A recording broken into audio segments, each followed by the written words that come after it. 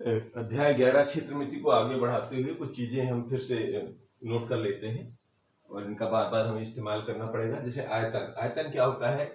एक त्रिविमीय वस्तु द्वारा घिरी हुई जगह उसका आयतन कहलाती है। कोई भी त्रिविमीय वस्तु होगी, ऐसी जितनी भी ये जगह घेरेगी उसका ये आयतन कहलाएगा।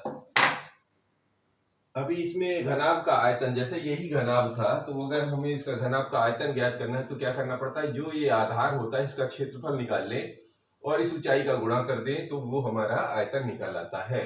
तो क्या हो जाएगा? घनाभ का आयतन क्या हो जाएगा? आधार का क्षेत्रफल में ऊंचाई का गुणा कर देना। यानी आधार का क्षेत्रफल क्या होता है? लंबाई गुणे चौड़ाई, और उसमें h का गुणा कर दीजिए तो LBH हो जाएगा, यानी लंबाई, चौड़ाई और ऊंचाई। तो इस तरह अगर कोई बेलन है तो बेलन में भी यही हाल होगा कि उसका जो भी आधार होगा उसका क्षेत्रफल निकाल लेंगे और उसमें जो है ऊंचाई का गुणा कर देंगे। तो बेलन का आधार यानी कि जो उसका जो क्षेत्रफल होता है आधार का, वो होता है पाई आर स्क्वायर, और ऊंचाई का गुणा कर देंगे तो हमारा बन जाएगा पाई आर स्क्वायर एच। अब एक चीज और आ जाती है कि आयतन और धारिता। तो आयतन और धारिता में क्या अंतर होता है? तो किसी वस्तु द्वारा घिरी हुई जगह की मात्रा उसका आयतन कहलाती है। ये जितनी जगह घेर लेता है उसका आयतन कहलाती है। और धारिता क्या होती है? यदि कोई एक खोखला बर्तन है या खोखली टैंक है तो किसी बर्तन में भरी हुई वस्तु की मात्रा उसकी धारिता कहलाती है। इसमें जितना उसके अंदर जो भी चीज वस्तु भरी जाएगी, ये जितनी भरने की इसके अंदर जगह होगी वो उसकी धारिता कहलाएगी। बस इतना ही अंतर है। और कुछ पैमानों का इस्तेमाल करना पड़ेगा हमें। तो 1 मिलीलीटर बराबर होता है 1 घन सेंटीमीटर, और 1 लीटर बराबर होता है 1000 घन सेंटीमीटर, और 1 घन मीटर बराबर होता है 10 लाख घन सेंटीमीटर या 1000 लीटर। इनका इस्तेमाल अब हम बार बार करेंगे। आते हैं सवालों पर। अब एक उदाहरण लेते हैं कि एक ऐसे घनाभ की ऊंचाई ज्ञात कीजिए जिसका आयतन 275 घन सेंटीमीटर और आधार का क्षेत्रफल 25 वर्ग सेंटीमीटर है। तो अभी अभी हम लोग पढ़ चुके हैं कि घनाभ का आयतन होता है, घनाभ का आयतन जो होता है वो कितना होता है? आधार का क्षेत्रफल गुणे ऊंचाई, आधार का क्षेत्रफल इसमें ऊंचाई का गुणा कर दीजिए, ये होता है। अब ऊंचाई पता नहीं है तो मान लेते हैं ऊंचाई h है, या ऐसे ही लिखा रहने तो ऊंचाई जो चीज नहीं है। और दिया क्या क्या है? दिया है किसका? घनाभ का आयतन। घनाभ का आयतन दिया हुआ है 275 घन सेंटीमीटर। घन मतलब घात में 3 लगा देते हैं तो घन बन जाता है, इसको घन बोल पढ़ते हैं। और आधार का क्षेत्रफल दिया हुआ है, आधार का क्षेत्रफल दिया हुआ है 25 वर्ग सेंटीमीटर।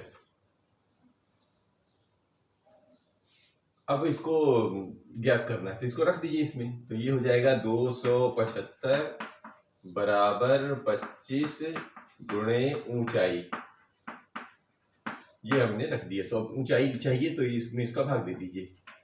तो ऊंचाई बराबर हो जाएगी 275 में 25 का भाग दे देते हैं तो 5 पचे 25, 5 पचे 25 और 5 पचे 25, 5 एकम 5, 5 एकम 5, 5 एकम 5, यानी कि ऊंचाई जो हो गई वो हो गई हमारी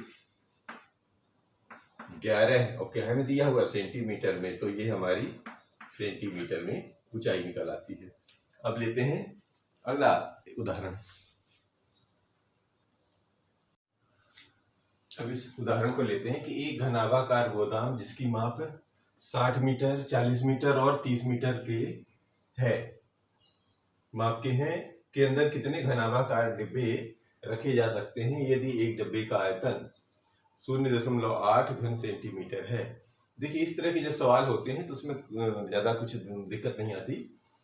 इसका माप ऑलरेडी दिया हुआ है तो पहले घनाभाकार गोदाम का आयतन निकालिए, यानी उसका सारा का गुणा कर दीजिए और इसका आयतन निकालने की जरूरत नहीं क्योंकि पहले से दिया हुआ है। बस पूरे आयतन में इसने आयतन एक डिब्बे के आयतन का गुणा कर लिया, यानी जितनी जगह है उसमें एक डिब्बा रखेंगे तो ऐसे ऐसे करके कितने डिब्बे रखे जा सकते हैं, ये कहने का मतलब है। तो उस एक डिब्बे के आयतन का अगर हम इसमें भाग दे देते हैं तो जो भी संख्या निकल के आएगी उतने ही डिब्बे रखे जा सकते हैं। तो लिखना शुरू करते हैं। गोदाम की घनाभाकार गोदाम का आयतन, यहाँ हल लिख लेते हैं। घनाभाकार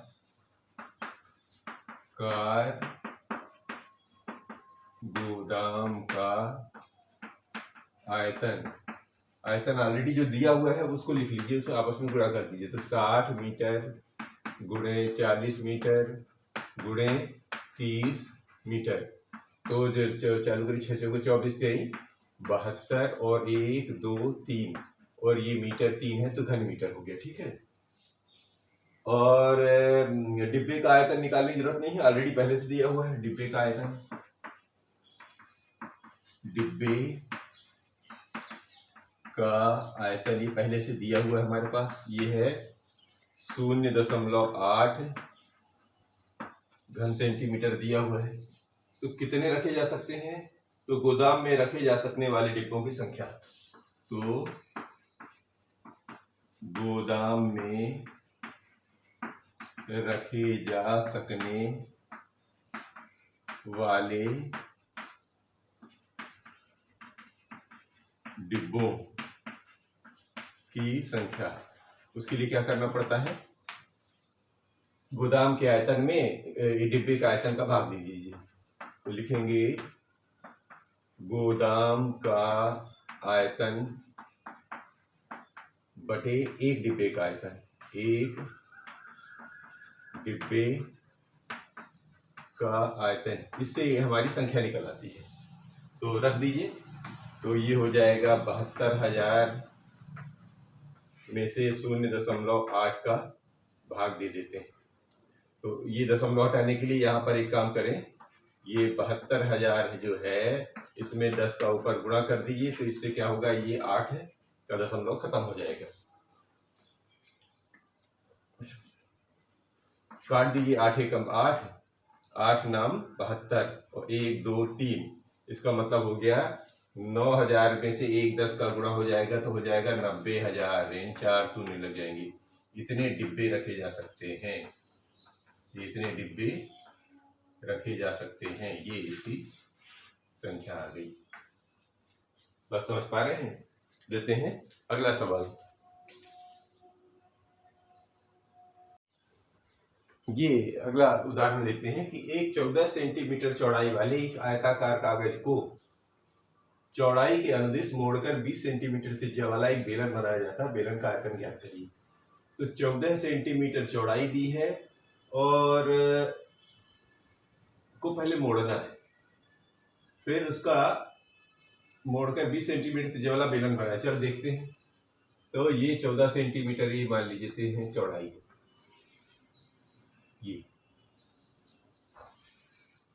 ये 14 सेंटीमीटर यहाँ की, ये जो है 14 सेंटीमीटर की चौड़ाई दे रखी है। इसको चौड़ाई के अंदर से नहीं ऐसा मोड़ दिया गया है, ये ऐसा मोड़ दिया गया है और बिल्कुल इसी को मोड़ के 20 सेंटीमीटर त्रिज्या का मैंने ऐसा कर दिया है इसको, ये ले लीजिए। और ये बोल रहे हैं कि ऐसा मोड़ने के बाद ये जो इसकी जो चौड़ाई थी, ये इसकी ऊंचाई, ये भी तो है, वही तो है, ये भी तो 14 सेंटीमीटर ही रहेगी क्योंकि इसी से मोड़ के निकाला गया है। ठीक है, अब क्या कर दिया है कि ये जब ऐसा मोड़ा गया है तो ये जो है 20 सेंटीमीटर ऐसा जो कागज मोड़ के जब इधर आया तो ये यहाँ से यहाँ तक की जो दूरी है यानी त्रिज्या है वो 20 सेंटीमीटर हुई, ये कह रहे हैं। तो अगर ऐसा है तो बेलन का आयतन ज्ञात कीजिए। तो ठीक है, तो चूंकि ये चौड़ाई जो है कागज की चौड़ाई बेलन की ऊंचाई के बराबर हो जाएगी क्योंकि ऊंचाई तो बदल नहीं रही है। तो हम लिखेंगे बेलन की ऊंचाई बराबर कागज की चौड़ाई, कागज की चौड़ाई, और इसको मान लेते हैं h, और ये दिया हुआ है 14 सेंटीमीटर, ये दिया हुआ है। और बेलन की त्रिज्या वो ऑलरेडी वो बता रहे हैं कि जब ऐसा मोड़े हैं तो त्रिज्या कितनी बन गई है r, ये तो बेलन की त्रिज्या लिख लीजिए, बेलन की त्रिज्या को हमेशा r से दर्शाते हैं, वो 20 सेंटीमीटर पहले ही कह चुके हैं। यानी कि इतना बड़ा कागज था कि इसे मोड़ने के बाद ये इसकी जो त्रिज्या निकली वो 20 सेंटीमीटर की हो गई। तो अब ये बेलन का रूप ले लिया, अब ये बेलन का रूप ले लिया तो बेलन का आयतन ज्ञात करना है। तो आयतन ज्ञात कर लीजिए कि बेलन का आयतन क्या होता है। बेलन का आयतन होता है, बेलन का आयतन होता है pi r square h. Pi r square माने आधार का क्षेत्रफल में से ऊंचाई का गुणा कर देना। आधार का क्षेत्रफल कैसे निकलेगा, पाई माने होता है 22/7, आर की जगह लिख दीजिए 20 गुणे 20 और h की जगह लिख दीजिए 14। स्क्वायर का मतलब होता है 2 बार गुणा। अब इसका गुणा कर लीजिए, ये काटते हैं, कट जाए तो देख लीजिए 7 एकम 7, 7 दूनी 14। अब कितना आ गया 22 गुणे 20 20 400 हो गया, गुणे 2 तो 4 दूनी 8। अब एक साथ गुणा कर 4 दूनी 8 यानी 800 अब आगे हो गया 8, तो 8 दूनी 16 की 6, 8 दूनी 16 और 1 17। आयतन हमेशा काहे में आता है, से जो भी इकाई होती है उसका घन, यानी कि यहाँ पर चूंकि इकाई दिया हुआ है सेंटीमीटर तो इसका आयतन आ जाएगा घन सेंटीमीटर, इसका घन सेंटीमीटर में आयतन आ जाएगा। लेते हैं एक और उदाहरण। अब एक इस उदाहरण को लेते हैं 11 सेंटीमीटर गुणे 4 सेंटीमीटर माप वाले आयताकार कागज के टुकड़े को बिना अतिव्यापन, बिना अतिव्यापन का मतलब एक दूसरे के ऊपर चढ़ाए बिना मोड़कर 4 सेंटीमीटर ऊंचाई का एक बेलन बनाया जाता है। बेलन का आयतन ज्ञात करना है। तो पहले जो ये आयताकार कागज की तरीके से दिया हुआ, ये ऐसे मान लेते हैं ये आयताकार ही कागज है और ये दिया हुआ है 11 सेंटीमीटर और ये जो है 4 सेंटीमीटर यहाँ दिए हुए 4 सेंटीमीटर, और इसको क्या किए हैं, मोड़ दिए हैं। वही तरीका जो अभी पिछले हुआ था, इसको ऐसा मोड़ा और ऐसा जो है बेलन बना दिया। ठीक है, तो ऊंचाई तो वही है, ऊंचाई में तो कोई फर्क, 4 सेंटीमीटर ऊंचाई का बेलन बना है। अभी ये त्रिज्या पता नहीं है, ये आज मान लेते हैं, ये ज्ञात करना है पहला, यानी यहाँ से यहाँ तक की जो त्रिज्या होती है ये निकालना है पहले, फिर उसके बाद आयतन निकलेगा। तो मान के चलते हैं, माना हल। अब समझ रहे हैं ना, ये जो ये पूरा कागज को चूंकि जोड़ दिए हैं तो ऐसा गोल हो गया है। अब गोल हो गया तो ये किसके बराबर हो गया, ये इसके नीचे पेंदा यानी चक्री बन गई। चक्री जो है किसकी कहलाती है, बेलन की चक्री कहलाती है परिधि। तो यानी ये जो 11 सेंटीमीटर लंबाई है इसको मोड़ने पे क्या बन जाएगा, ये इसके बेलन की परिधि बन जाएगा। तो हम यहाँ लिख सकते हैं, माना त्रिज्या पहले लिख लेते हैं, हाँ त्रिज्या r है, ठीक है, और h बराबर दिया हुआ है 4 सेंटीमीटर, ये दिया हुआ है r सेंटीमीटर। ये दो चीजें हमको, अब तो ये जो 11 है ये, और ये जो है लंबाई जो है यहाँ पर क्या लिख देंगे, कागज की लंबाई बेलन की परिधि कहलाएगी। कागज की लंबाई बेलन की परिधि होगी, की परिधि होगी। क्यों, क्योंकि इसी को मोड़ के बनाया गया है। और परिधि क्या होती है, परिधि होती है, हमें पता है बेलन की परिधि जो होती है 2 पाई r। तो 2 पाई r परिधि के बराबर होगी, परिधि या लंबाई, यहाँ पर बेलन की लंबाई। ठीक है, ऐसे लिख लो, परिधि लिख दी है तब क्या जरूरत है ये। ठीक है, तो ये है 11 सेंटीमीटर 11 और ये है 2 पाई की जगह हम लिख लेते हैं 22/7 और r की जगह r, तो r इधर निकाल लीजिए, इधर किनारे गुणा हो जाएगा, तो r बराबर हो जाएगा, ये यहीं लगा लीजिए आसान हो जाएगा, r बराबर हो जाएगा, ये इधर आ जाएगा 11 गुणे 7 और ये 22 गुणे 2 नीचे आ जाएगा। ठीक है, तो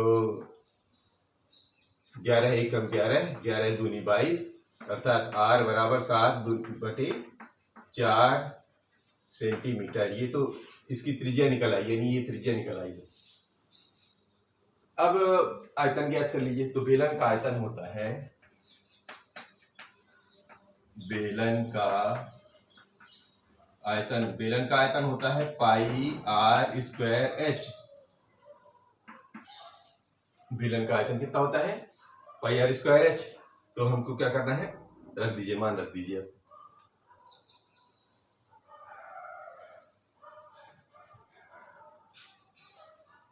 शुरू कर देते हैं। पाई की जगह लिख देते हैं 22/7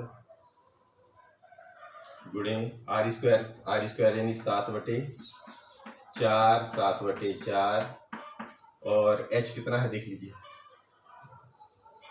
h अभी तो 4 ही तो है, ये काट दीजिए जो कटे, 1 से तो ये कट गया, 1 4 से ये 4 कट गया। अब बचता क्या है, 22 गुणे 7, अभी ये भी कट जाएगा, 2 दूनी 4 और 2 से 11। अब ये आ गया है हमारा 11 सत्ते 77/2, 2 का भाग दीजिए तो 2 3 6 और 2 8 16 और 2 5 10, यानी कि 38.5। आयतन हमारे कहता है सेंटीमीटर में दिया है, तो ये इकाई जो भी होती है उसी इकाई का घन अगर हम लिख दें तो ये इसका आयतन निकल आएगा। ये बात समझ पा रहे हैं? चलिए मिलते हैं आगे।